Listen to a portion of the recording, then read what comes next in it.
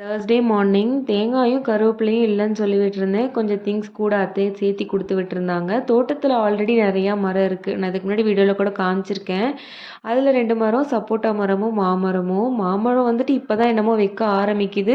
Taste சூப்பராக இருக்கும். செந்தூரம் மாமரம் பழுத்தது தனியாக பழுக்காதது தனியாக பிரித்து வச்சுட்டேன். இன்றைக்கி மார்னிங் வந்துட்டு ஹஸ்பண்டையே சந்தைக்கு அனுப்பிட்டேன். ஏன்னா வந்துட்டு சின்ன வெங்காயம் பூண்டு இந்த மாதிரி தான் தேவைப்பட்டிருந்தது. சரின்ட்டு அவரையே அனுப்பிச்சி விட்டுட்டேன். சின்ன வெங்காயம் வந்து 2.5 கிலோ வாங்கிட்டு வந்தார்.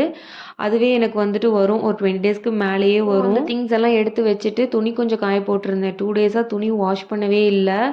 அப்பார்ட்மெண்ட்டில் வந்துட்டு வேலை போயிட்டுருக்கு. ரொம்ப புழுதி அடிக்கிற மாதிரி இருக்குன்ட்டு போடவே இல்லை. ஸோ துணி வந்துட்டு ரொம்ப சேர்ந்து போச்சு. அண்ட் ஆல்சோ அயனிங் பண்ணுற துணியும் ரொம்ப சேர்ந்து இருந்தப்போ என் ஹஸ்பண்ட் வியர் பண்ணி இந்த ஷர்ட் அப்புறம் என்னோட மோஸ்ட் ஆஃப் த ட்ரெஸ்ஸஸ் வந்து காட்டன் தான். அதெல்லாம் அயன் பண்ணாமல் போட்டால் நல்லாவே இருக்காது. ஸோ இந்த டைம் நானே செல்ஃபாக அயன் பண்ணிக்கலாம்னு டிசைட் பண்ணிட்டேன். கடையிலலாம் கொடுக்க வேண்டாம் அப்படின்ட்டு.